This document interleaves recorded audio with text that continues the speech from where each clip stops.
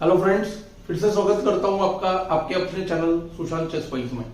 आज का टॉपिक है मिडिल गेम थीम्स और थर्ड टॉपिक पे हम आज देखने जा रहे हैं फिर से कि पीसेस को एक्टिविटी और उनका रिलेशन को देखते हुए हम थीम्स को कैसे पहचान सकते हैं।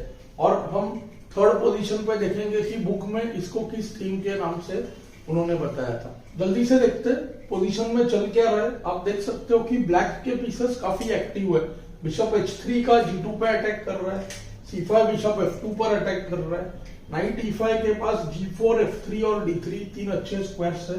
क्वीन c7 पर दिखने में एक्टिव नहीं है पर इस डायगोनल पे रिलेशन है और रूक्स अभी कनेक्टेड है, डेवलप नहीं है पर कनेक्ट हो चुके हैं।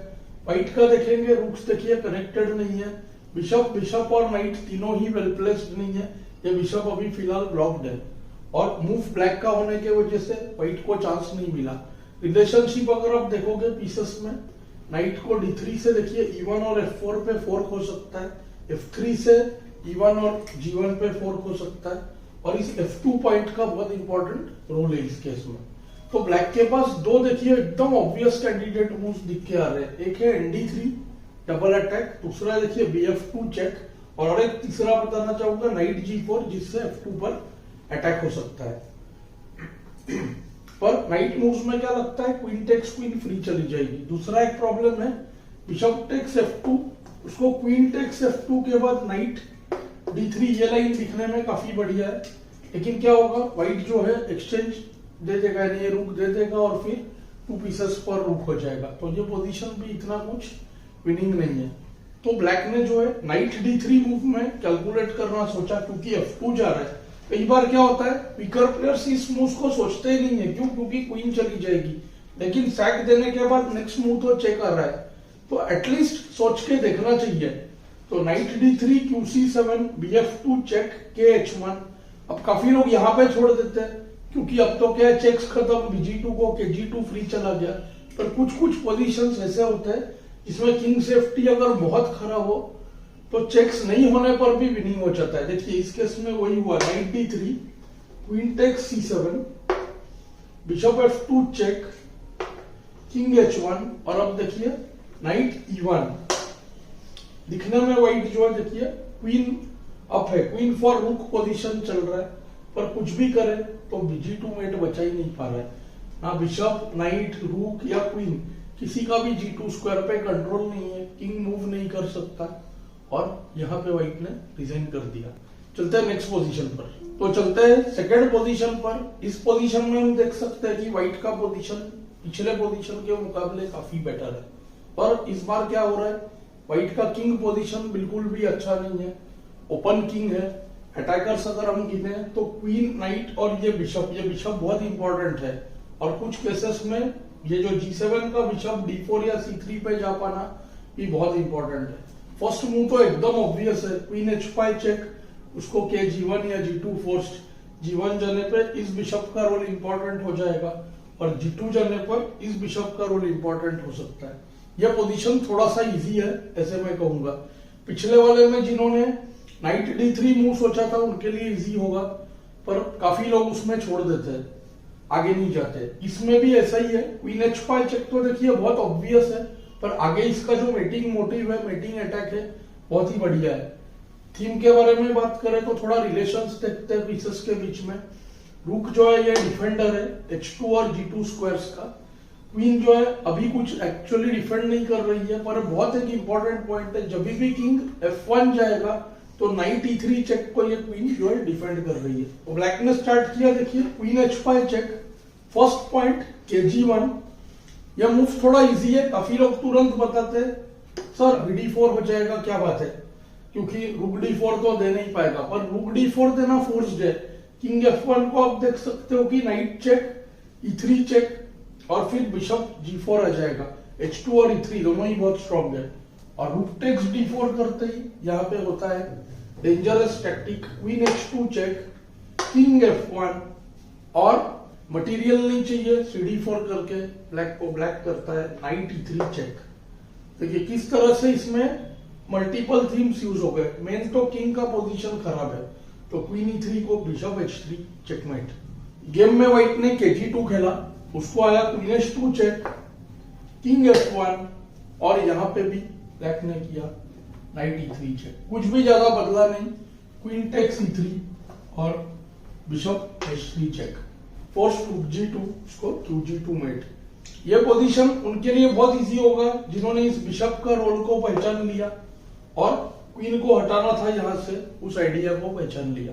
चलते हैं थर्ड पोजीशन। तो ये हमारा लास्ट पोजीशन। इसमें हम देख सकते हैं फिर से सेम कि ब्लैक के जो चारों पीस है, क्वीन, रूक, बिशप और नाइट, चारों के चारों एक्टिव है। इस पोजीशन में सबसे प्रॉब्लमेटिक पॉइंट जो है वो e2 का पॉन है, जो इस क्वीन को किंग के पास डिफेंस करने नहीं दे रहा है। बाकी भी पीसेस अगर आप देखोगे, रूक e1 मिसप्लेस्ड है, bb2 दिखने में एक्टिव है, पर अभी क्या हो रहा है, किंग के पास कोई डिफेंडर नहीं है। Out and out mating attack का पोजीशन है। काफी लोग सोच रहे होंगे कि ये तो मेटिंग अटैक के पोजीशन है, पर थीम इसका मेटिंग अटैक नहीं है या क्वीन बिशप मेटिंग पैटर्न नहीं है। तो बुक बता रहा है कि ये जो पोजीशन है ये सारे के सारे डिफ्लेक्शन है। डिफ्लेक्शन हमने पिछले दोनों में देखा होगा कि क्वीन को कैसे डिफ्लेक्ट किया था, वो डिफ्लेक्शन को इन्होंने मेन थीम पकड़ा। इसमें क्या है, किंग जो है डिफेंडर है h2 का, तो ब्लैक ने इधर सोचना शुरू किया मूव रूक f2। दिखने में वैसे काफी ऑब्वियस है, क्यों, ब्लैक स्क्वायर्स वीक है, h2 और f2, तो सैक्रिफाइस भी हो रहा है ब्लैक स्क्वायर पे। इस बिशप का पावर बहुत बढ़ेगा जब h2 का पॉन चला जाएगा। बस यही है कि सब कुछ ब्लैक को चेक के साथ फोर्स करना पड़ेगा। तो थोड़ा कैलकुलेट करते हैं। रूक f2, kf2, queen h2 check, king आएगा f1 पर, f3 आने से क्वीन टेक्स g3 मेट है, और f1 होते ही क्वीन h3 चेक। अब बिशप और क्वीन का बहुत बढ़िया पैटर्न बनेगा। उधर किंग f2 आते ही g3 चेक में मेट होगा, और किंग g1 आने पर क्वीन g3 चेक करना पड़ेगा। चलिए करके देखते हैं। Rook f2 check, king takes f2, queen h2 check, king f3 को जैसे बताया qg3 mate, king f1 forced, queen h3 check. Game में kg1 खेला, किंग f2 के बाद दो ऑप्शंस है, एक क्वीन g3 kf1 करके फिर से क्वीन h3 करें, या सिंपल सीधा बिशप g3, किंग e3 से भागने का ट्राई करेगा। तो देखिए बिशप e1 चेक। इसमें मेट के लिए भी खेल सकते हैं, क्वीन लेने की कोई जरूरत नहीं है।